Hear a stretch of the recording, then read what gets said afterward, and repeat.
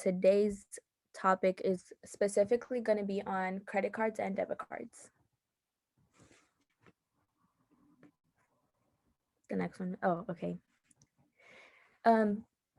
So last week you guys had a Google form to fill out, kind of like a little quiz, and you guys had a section towards the end to ask any questions, any comments, anything that you guys were wondering based off financial literacy.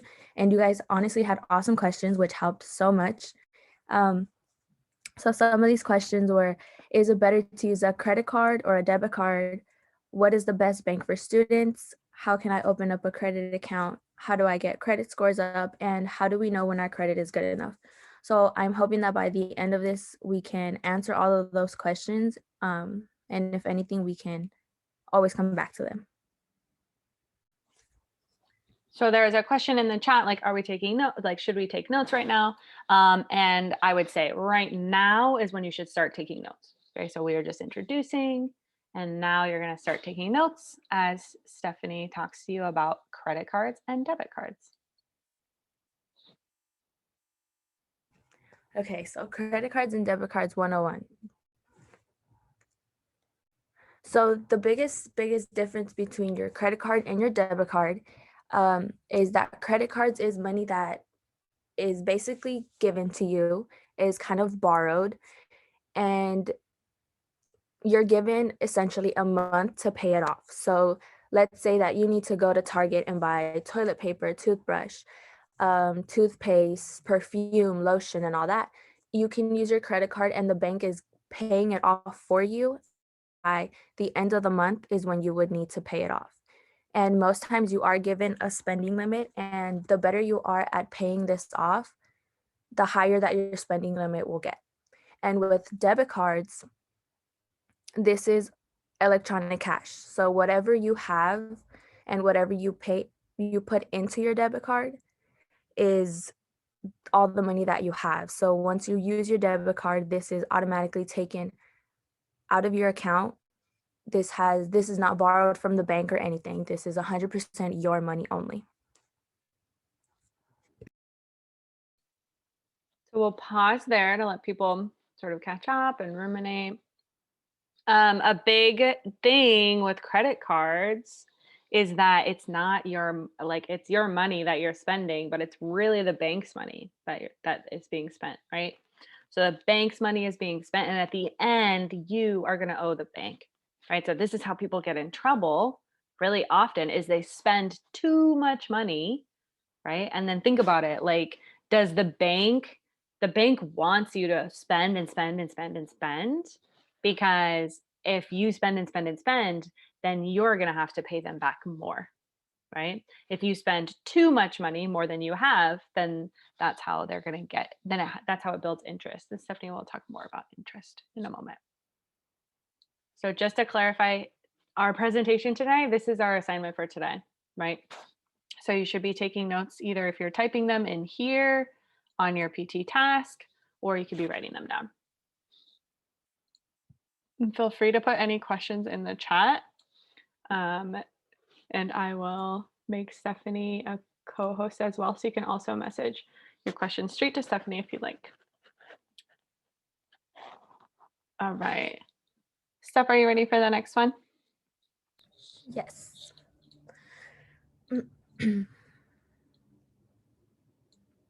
One moment. Get our comments out of the way. There we go. Okay, so yeah, she just asked, I just had a direct message. So a few vocabulary words that we do want to target are, so one of them is interest. And this is money paid for delaying the repayment of a debt.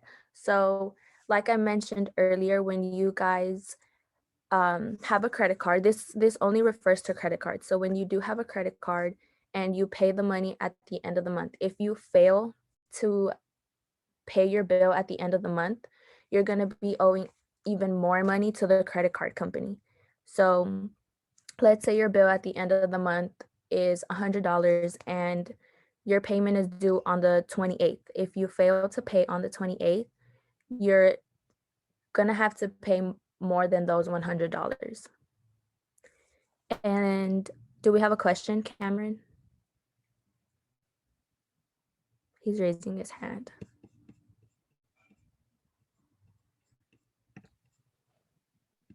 Oh, Cameron, I think it was an accident. So I'll go ahead. I'm going to go ahead and lower your hand, Cameron. If you have a question, you can put it back up.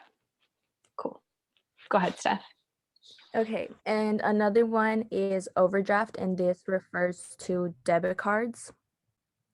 And it's drawing out more money than your account holds. So like I mentioned, a debit card contains your money. So it's your electronic cash.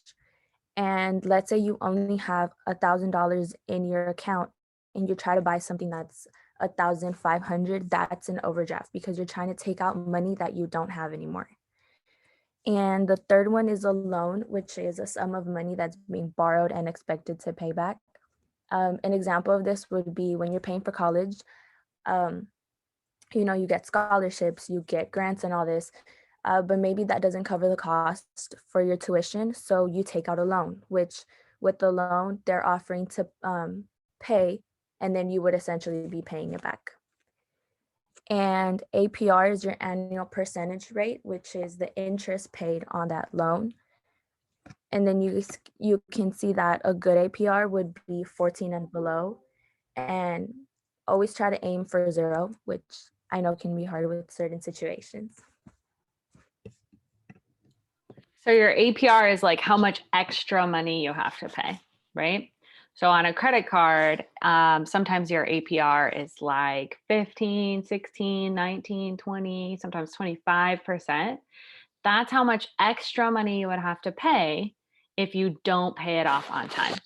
So let's say, I'm going to go ahead and put this in the chat so you can like see it. Let's say you spend $100 on your credit card, right?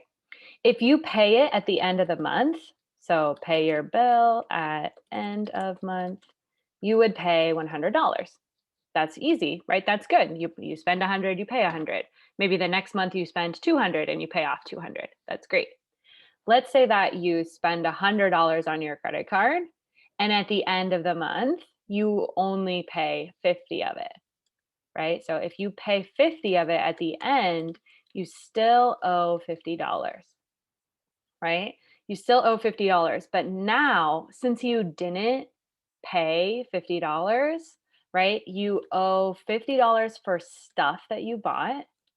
And now you owe interest to the bank, right? So now not only do you already paid $50, you're still going to pay $50 more. And now there's an additional fee.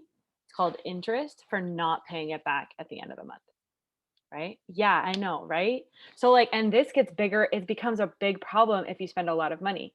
So like, let's say you spend $1,000. And let's say that your interest rate is 20%, right? So 20% interest. They're going to do 1,000 times 0.2 to find out how much your interest is. That's $200. So now you have to pay the $1,000 plus the $200 to the bank, the interest, right? And so now you only spent $1,000, but now you have to pay $1,200, right? And if you can't pay $1,200, then they'll do interest again the next month. And if you can't pay that amount of money, then they'll do it again and again and again and again, right? And you have to pay the money because you didn't pay it off. So it's not necessarily that you have to pay $200 because your interest is bad. You have to pay $200 because you didn't pay it on time, right? So basically, it's okay, Ari, no problem. Basically, if you pay it on time, it costs $1,000. If you pay it late, it's going to cost $1,200.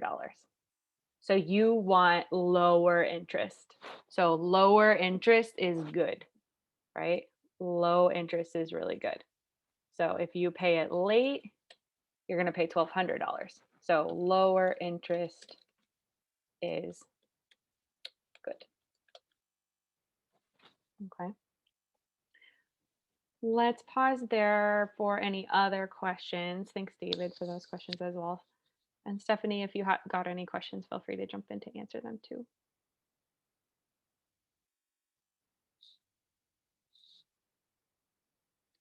I'm good on questions, miss. I don't have any anymore. Okay, great. Awesome. Okay, y'all, keep thinking about questions. We're gonna talk about credit. Let me fix this screen. Oh, we're gonna talk about banks. Banks first. All right, Steph, all you. Okay, so one of the big questions that we got was what's the best bank for students? And honestly, it just depends. There's obviously multiple bank companies, so you have Chase, Bank of America, Wells Fargo, and they all have something different to offer you. So it really just depends on what works the best for you. Don't just go with, Wells Fargo because my parents bank with them. But if for you personally, it just doesn't work and you think Chase has something better to offer you, there's nothing wrong with going with a different company.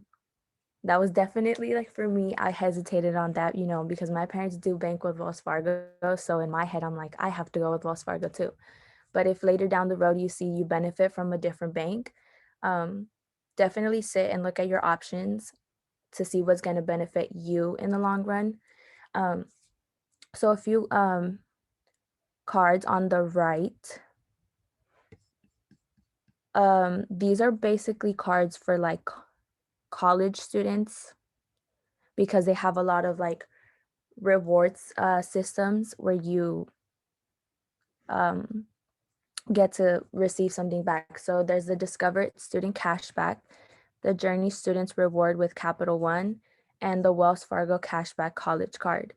Um, in terms of credit cards, I think it's the best choice to start and open that once you're 18. Debit cards and all that, if you can do it now, most of you are 16 to 18-ish. So a debit card, in my experience, really doesn't hurt anyone, especially if you're good with managing your money. If you have support from your parents, especially because you can't really do this on your own just yet. So yeah, that's just my personal advice. Stephanie, can you explain why you think that it is like why it's good to have a debit card versus a credit card for right now? Well, for a lot of students, I know that not everybody has a job, so you don't have like that income to constantly be paying back that money at the end of the month. And with your debit card, let's say you get $100 for your birthday or Christmas, you can start putting that money in and you can use it as you go. So there's nothing that you're gonna have to be paying back or having to question like, can I buy this? Am I gonna have enough by the end of the month to pay it back? Um, so yeah, just I think the aspect of the income, unless you do have a job, but that's a separate situation. For sure, right? Like it's just like how you said earlier, electronic cash, right? So you have it's just like kind of it's like having the same cash every time. You're just able to swipe your card instead of like physically have the cash, right? Um these banks, Stephanie, you had a question. Do you recommend these banks? Like would these be good banks? Those are actually specific cards, specifically targeted towards college students. In terms of bank, well, I bank with Wells Fargo and I'm pretty happy with them so far. I mean, I haven't done much where it's like I'm constantly with calls and stuff, but I know Wells Fargo and Chase is something within my family and everybody's pretty happy with them. So and they have a lot to offer for students. So definitely look into that. And I would recommend those two the most. Yeah, for sure. And I think something also to think about is there's something called credit unions. And credit unions are like the small business of banks, right? So these are all like major national and international banks. Like they have commercials and stuff, right? Like Capital One, and Discovered, Wells Fargo. Those are all like international companies. A credit union is like a small business bank, and the people who put their money inside of it, they like own basically part of the bank. So Credit unions can also be good. They sometimes give you better interest rates on your savings accounts and checking accounts. So pretty cool. Steph, in the interest of time, do you want to move to credit? Yes. Okay, so we did also get a few questions on credit. And so we do want to touch on credit a little bit. So we're going to talk over what is credit, how to build your credit, and what's considered a good score. So credit is basically a number that you work on based off your credit files. So it's how much the bank is going to trust you with. And in order to build your credit, you need to make sure that you're paying your bills on time and only open new credit accounts when you need it. So don't just start opening, for example, a Target card, um, another card with your bank company. Um, and make sure that you keep the balance of your credit card low and you're constantly paying off that debt. And then in terms of a good credit score, the best of the best of the best is 800 and up. I know a lot of people are within the 670 to 739 range. But always try to build your credit score. It's going to help you in terms of homes, cars, like those big purchases that you're going to need later in life. So if you can start building your credit, at 18, like now, it'll definitely pay off when you're older. Yeah, definitely. I would say like the two places or the three places where I've needed to have credit is buying a car, right? Like the higher your credit score is, the lower your interest is, and that's good. Low interest is good. That means I have to pay less for my car. So buying a car, buying a house, and then the last one is renting an apartment. So when I rented this place, they asked me for my credit. They looked up my credit score, and that told, like, because my credit score is pretty high, that told my rental company that I could handle the rent, right? It told them that like the bank trusts me, and so therefore they could also trust me, that kind of thing. Cool.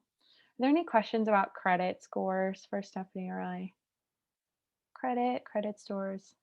Basically, it's just a number that represents how much the bank trusts you, right? And when you're young, your number is really, really low. So you get 250 points just for being alive. This is something that they taught me in pre-calculus today. So if you're the lowest possible score is 250, and then you work on it, you build it over time, right? So when you're young, when you're like first starting out, your credit score is pretty low. And then the more that you pay them off, the better you, the more that you pay them off, the better off you'll be. Okay. So basically, you have to have a good credit to buy big purchases. Yeah, exactly. So the higher your credit score, the cheaper your big purchases will be. So you need a credit card to live. There are some people who live without a credit card, but I would say that it is more challenging to buy a house or a car as you get older if you don't have any credit built. You can also build credit by paying off any loans that you have, so like a car loan or like your student loans as well. How do we work on building a good credit score? So in order to have a good credit score, the easiest way to start is to have a credit card, and whatever you pay, whatever you buy, you pay it off at the end of every month, right? So you spend $4, right? You pay $4. You spend $4, you pay off. What if you don't have a loan to pay off? Yeah, it's really hard to build credit if you don't have a loan, right? So the first way is to get like a very low interest credit card and to work on paying it off every single month, right? So you don't want to leave any money on it. Do student loans affect your credit score? Um, they can. It depends on the type of student loan, Emily. They can sometimes help people. So if you pay off your loans, like, so if you have like, maybe you take out a loan for $10,000, if you take out that loan, if you pay the amount you're supposed to pay every month, then that can help to build your credit score. Miss, really quick, just touching on loans really quick. I know you guys are gonna get into the term and the state where you're looking at colleges and stuff too. So when something to keep in mind with your loans too, I know there's some cases where while you're in school and you take out this loan, like your interest keeps building while you're in school. So if you can avoid that, that'll be something good for you too. Mm-hmm. For sure. For sure. A couple good questions. If you have a credit card and it's a student card, does it still help out? Yeah. Any credit card that you pay off, as long as you pay it off, your credit score will keep going up. You're building trust with the bank, right? It's kind of like when you build trust with your parents, right? Like maybe your parents let you drive to the grocery store first, right? And then they trust that you can drive there safely. So then maybe next time they let you go to a place that's farther away, right? And maybe the next time after that, they let you go to a place that's farther away, right? And then like eventually, maybe they'll let you drive to like San Diego or something. So you're like building trust with your parents is the same as building trust with the bank. So absolutely, I love this. I'm going to copy and paste it into the chat because I love this thought here.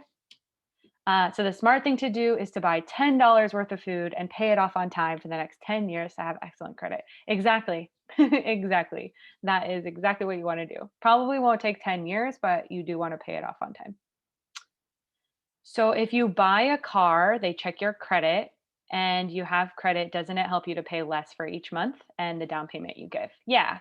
So I just bought a car in the summer and it cost like $22,000.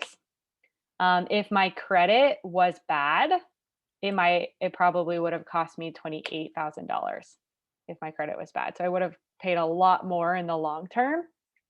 So when they checked my credit, they were like, "Oh, you have a good credit score, so we will lower your interest," and that helped it to pay. So I pay less each month, right? The down payment is like how much you put up front.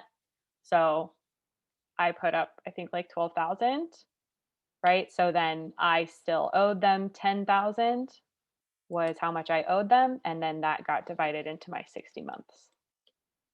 Yeah. Could I tell you how I got a good credit score? Yeah. When I was in college, I got a credit card and I used it just for like really small things, just like you were saying, David. And like I paid it off every single month and I never missed, I was never late.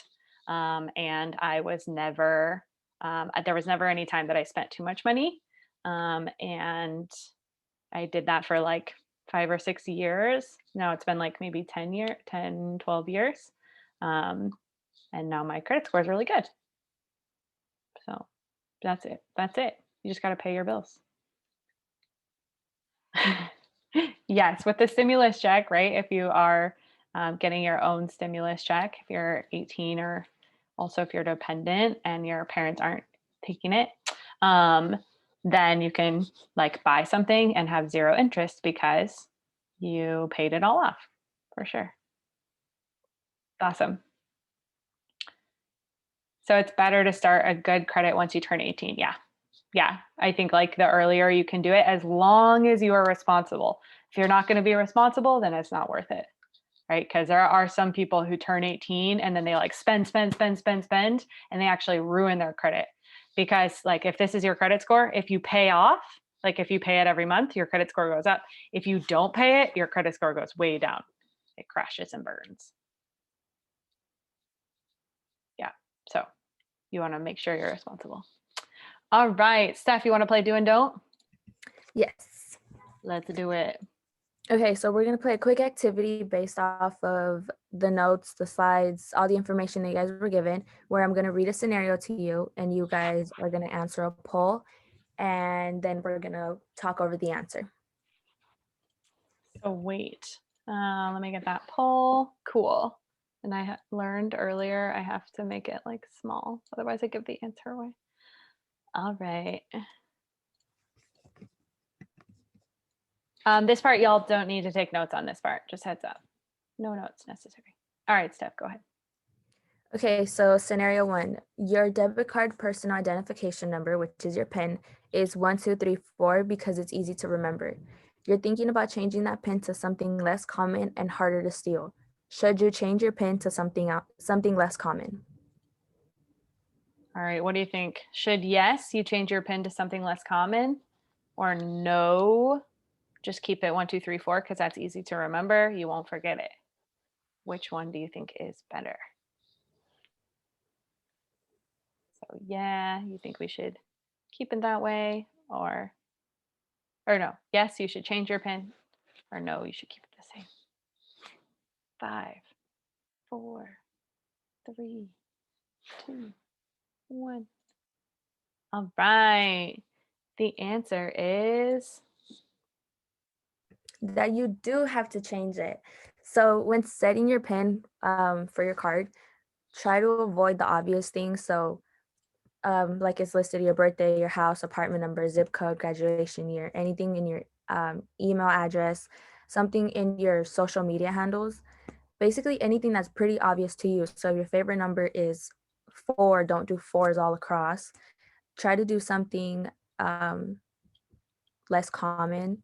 And you have a keypad, you can try to make a pattern with it or um, try to spell something out. I know a lot of people do that. Just nothing where the numbers are what's that word, Miss? Is it consecutive? oh yeah, like all of like one, Like, 2, 3, 4, yes, there you like go.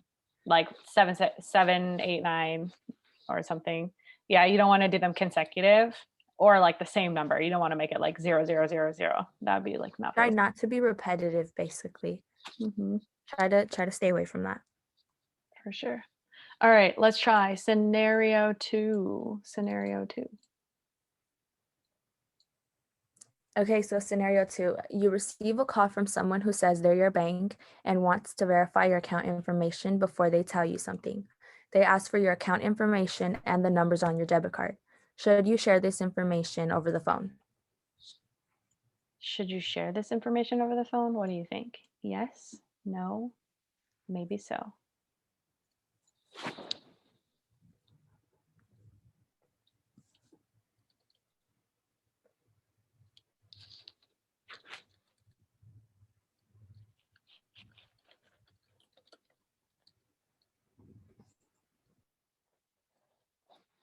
Five, 4, 3, 2, 1. Tell him, Steph. And the answer is don't. Never, never, never, never give your information over the phone. You never know. First of all, there's a third party involved in that phone call waiting to take your information. And chances are that phone call isn't actually from the bank. I don't think they're really ever gonna call you for and ask for those details. That's very, very, very likely not to happen. This type of information is something done in person, if anything. So that's like the biggest red flag. Never, never, never give your information like that. Or to anybody actually.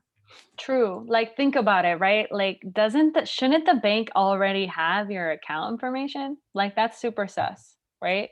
Like if the bank is calling you, they should already know what your account number says. Right? So like don't tell them because they're not the bank. For sure. If you call them, they might ask you, right? But then you called the right number.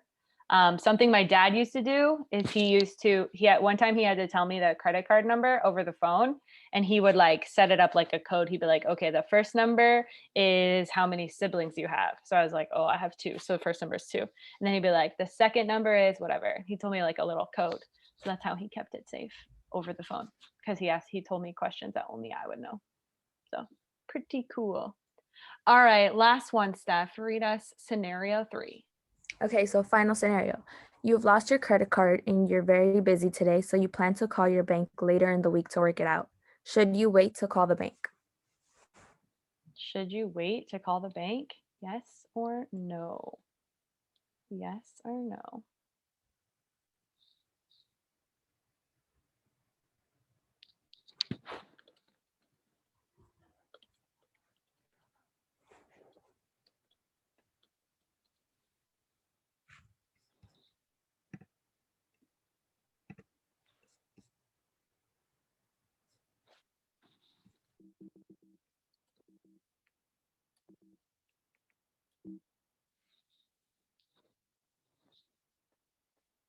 All right. Steph, don't worry about the waiting room, just FYI. All right, guys, look at these results. Some people think yes, you should wait. Some people think say no, and some people are like, I don't know, should I wait to call the bank? Here we go. Steph? Definitely do not wait. The minute you detect something with your credit card, debit card, any card that you have, contact your company ASAP. You never know if somebody else has your information and they start making purchases that you're unaware of. Um, this has happened multiple times to many, many people. So anything that is a red flag to you, you should definitely contact the bank and let them know what's going on, and they can put your card on hold. So if anybody else who might have your information tries to use it, it blocks them. For sure. Awesome. And that is our game of do and don't. Y'all did great. Great job. Okay. Steph, do you have anything else you wanted to share with us real fast?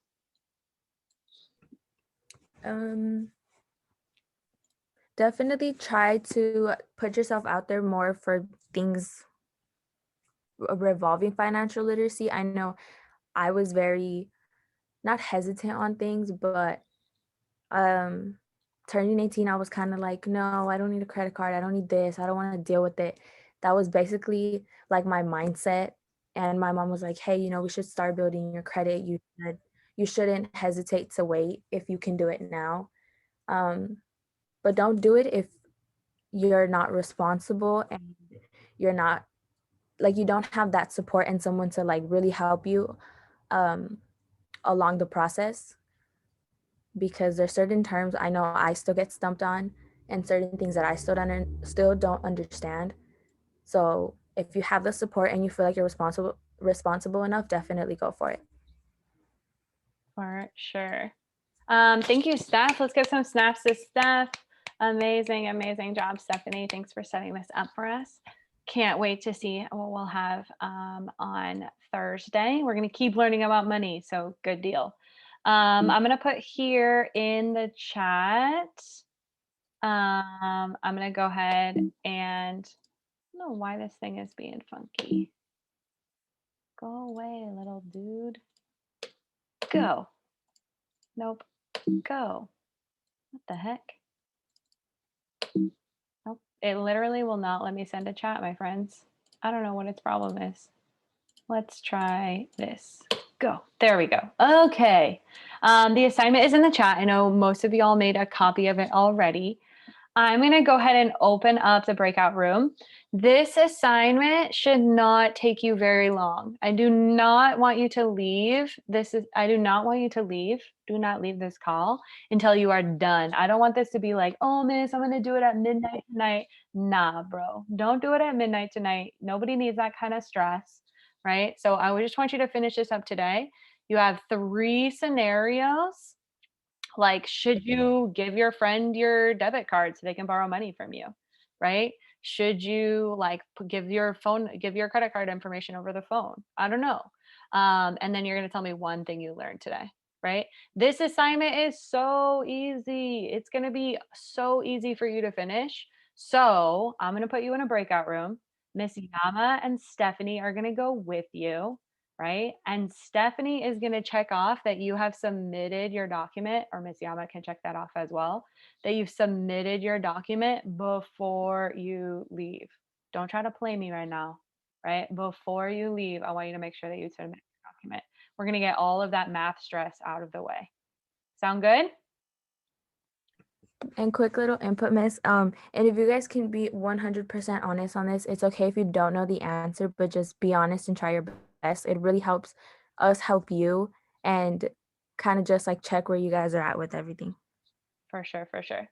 Yes, yes. Okay, I'm opening up these rooms. Do not go ahead and pop into that room. Go ahead and pop in.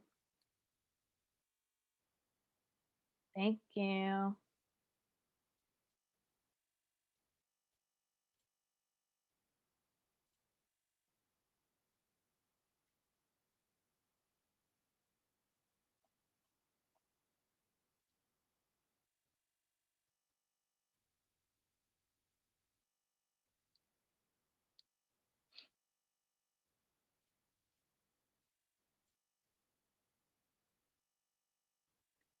Hi. Thanks for coming back.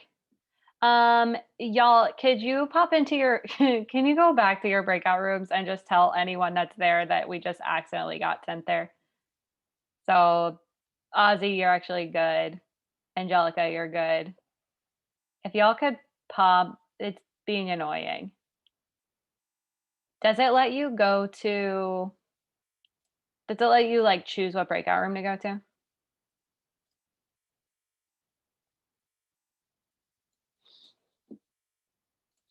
Hi, friends. Can you hear me? Yes, yes.